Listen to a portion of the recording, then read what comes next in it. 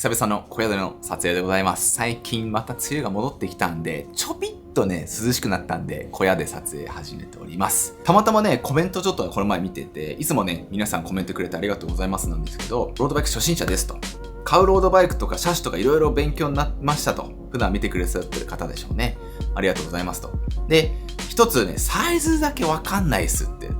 言われまして、そういえば俺も確かにロードバイクのサイズについての動画って出したことないなと思ったので、今回どういう風にロードバイクのサイズを選べばいいかっていうのをですね、僕の知識で申し訳ないんですけども、お答えさせていただきたいと思いますと。ということで早速行きましょう。ロードバイク選ぶときって車種とかコンポとかホイールとかブランドとかいろいろあるんですけども、ロードバイクサイズもあります。はい。結構大事な要素ですので見逃しちゃいけない部分でございます。めちゃくちゃシリアスに考えなきゃいけないかって言ったら、そこまでシリアスに考えなくても大体合ってれば基本的には OK です。52とか54、56とかね。メーカーによっては身長大体170です、180ですであれば、じゃあ52ですねとか M サイズですねとか L サイズですねとか、このぐらいの身長だったら大体こんなもんですよっていうのが出てますので、それを選べば問題ないんですが、一番ね、厄介なのが、身長僕180なんですけど、180だとメーカーによっては M サイズ54でも乗れるし、56のフレームでも乗れる場合っていうのが結構あるんですよね。そうなった時に、どっちのサイズを選べばいいのっていうのがね、悩みどころだと思います。で、ほとんどの人はかなり悩むと思います。人によっては50とか52とかいろいろありますけども、結論を言うとですね、どっち選んでもめちゃくちゃちぐはぐして乗りづらい乗り物になるわけではないです。一応どっちのサイズでも微調整ができるので、なんとかなります。はい。せっかくなんで、ロードバイク見せながらやりましょうか。と思ったけど、今、いろいろパッキングとかしてね、部屋がハイパーごちゃついてるんで、ちょっと見せれねえな。ロードバイクっていうのは、ここ BB ですね。ここからここまでの長さをね、リーチって言います。ヘッドからここぐーっとね、下に落ちて BB までのこの部分をスタックって言います。はい。このあたりをね、意識してれば、大体 OK かなと思います。この2つをある程度押さえておくと、54って言っても、メーカーとか車種によってやっぱりこのあたり結構変わってくるんですけども、一応頭に入れておくと、失敗はしないと思います。はい。ここからここまでの長さが、56の方が54よりもちょっと長いですね。長くなるとどうなるかというと、サドルからハンドルまでの距離がちょっと長くなります。そしてここ、スタックですね。ここの高さも56の方が、大きいフレームサイズの方がちょっと高くなるので、ハンドルの位置は基本高くなります。遠くて高くなるのが大きいフレーム、基本的にはですね。小さいフレームの場合は、ここの距離が短くて、ここの高さもちょっとだけ低くなりますので、ハンドルの位置はちょっと手前に来て下がるといったような感じでございます。自分の体型に対してちょっとでも小さいフレームを選ぶとですね、その分ここ、シートポストの量が出る量が少し上がりますね。シートポストがちょっと出るので、例えば、見た目がね、やっぱり高く出てた方が足長いですよ感が出るので、見た目的に良くなるのと、こういうサドルバッグをつけた時に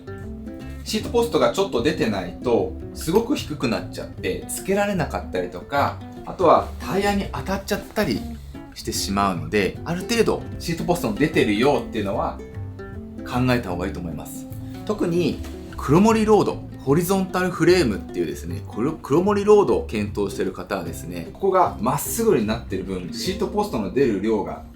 短くなります。なので、サドルバッグなんかをつけるときに、つけづらくなってしまう場合がありますので、こういうのをつけて旅したいですよとか、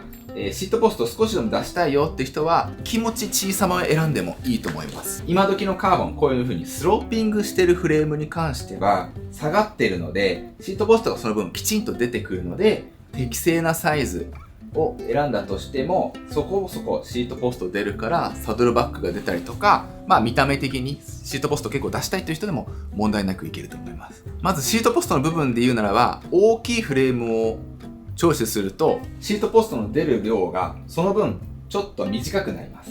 小さいフレームを選ぶとシートポストがちょっと出ます。シートポストの長さでどうにでも調整できるので、そこまで気にしなくていいです。もしも56っていうフレームサイズが自分の体型に対してギリギリだった場合は、54とか55のサイズの方がいいかもしれないですね。小さいフレームを選ぶと確かにシートポストが出てサドルバッグとかもつけやすくなっていいなと思うんですけども、問題はここの距離が短くなっちゃいますね。ここもですね、少し低くなっちゃうので前傾姿勢になりがちという部分が出ます。前傾姿勢でがっつり走りたいって人は全く問題ないんですけども、ちょっとね、ライトなポジション、アップライトな姿勢で私走りたいですよという方もね、いると思います。結論から言うとね、そんなに問題じゃないです。大丈夫です。どうにでもなります。フレームのサイズが気持ち小さいぐらいであれば、ここですね。ここのコラムと呼ばれるこの部分、このスペーサーをちょっとね、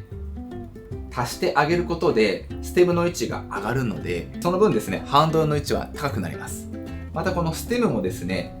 距離がちょっと短いなって感じるのであれば、ここの長さももともと100ついてたとしたら、じゃあ 110mm とか 120mm とかですね、チョイスしてあげれば、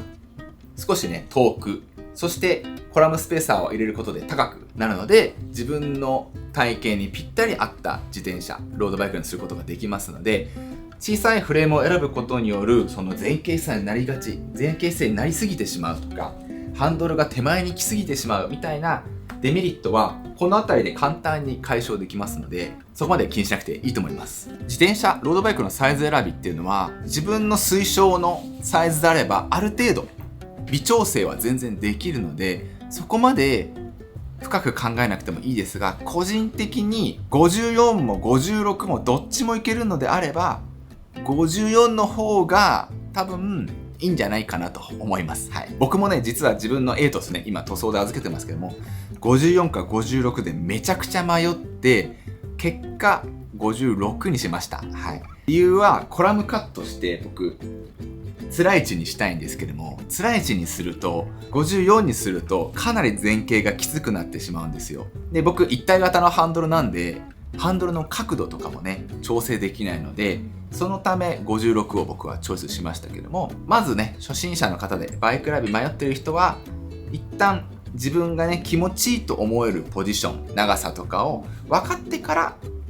コラムカットするといいと思いますが、僕身長160センチなんですけども、56のフレーム買ってもいいんですかと言われたら、それはやめた方がいいと思います。はい。サドルの高さとか、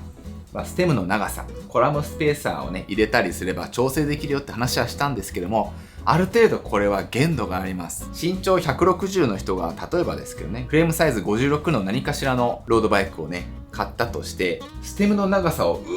と短くしないと、まともな姿勢で乗れないみたいなことが出てしまいますし、このシートポスト、ここの部分も、もうでかすぎて、自分の身長、足の長さだと、サドルも一番下ベタ付けにしないと乗れないみたいなことになりかねないです。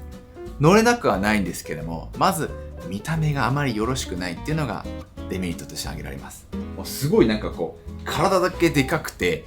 腕と足めちゃちっちゃいみたいな、そういうロボットみたいな感じ。ここはぺっちゃんこだし、ここはくっつきすぎて、すごくこう見た目のバランスが良くない。もう一つは、ロードバイクのこのステムの長さっていうのは、短すぎても長すぎてもメリットデメリットがあるんですよね。短すぎるとハンドルをこうカーブとかね曲がるときにクイックにめちゃくちゃなるんですね。すごい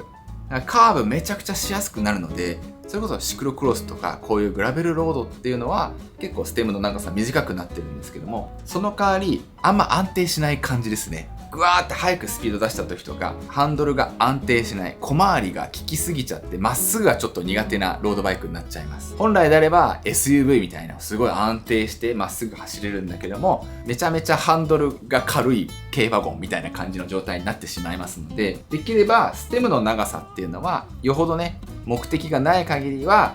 短すぎず、また長すぎない方がいいです。180の人がじゃあ48とか50のサイズフレームのロードバイクを選んだ場合、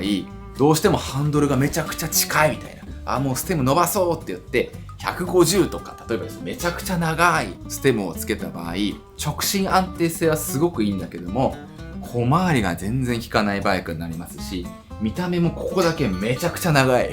で、サドルもめちゃくちゃ出てるみたいな感じのバイクで、海外の選手みたいな感じの雰囲気で逆にかっこいいかもしれないんですけども、一般的にはやっぱり見た目のバランス的には長すぎてしまうので、できれば自分のサイズになるべく近いロードバイクをチョイスする方がいいと思います。他にもですね、自分の体の柔らかさとか、前傾しても全然ね、耐えられるその体幹の強さだったりとか、自分のその体によってポジションっていうのは結構変わります。いくらね、自分の適正の身長があったとしても、やっぱりちょっと前傾がきついみたいな人は少しね、アップライドの姿勢の方が楽に走れる人もいるし、アップライドすぎてちょっとなんかもどかしい人なんかは結構ね、もう水平にしてサドルもガーンと上げてこう前傾姿勢にした方が自分はなんか速く走るって気持ちいいとか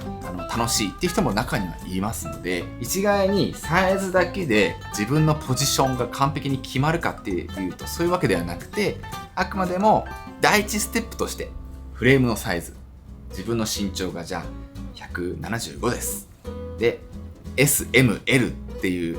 バイクのメーカーだったら、M が一番適正でしょうし、540、560どっちも乗れますよって人はかなり悩むけど、54とかにすれば結構サドルもね、突き出す量も出てくるますし、ステム長もね、もし窮屈であればちょっと伸ばせばいい話なので、そこまで影響はないです。56をチョイスしたとしても、ちょっとね、やっぱちょっと若干遠いなって感じるんであれば、気持ち100だったのをじゃあ90のステムに変えるとかすればいい話なので、全然微調整はできます。どっち買っても後悔することはないと思います。サイズが違いすぎるフレームだけは注意しましょうねと。ロードバイクのね、サイズ選びぜひね、参考にしてみてください。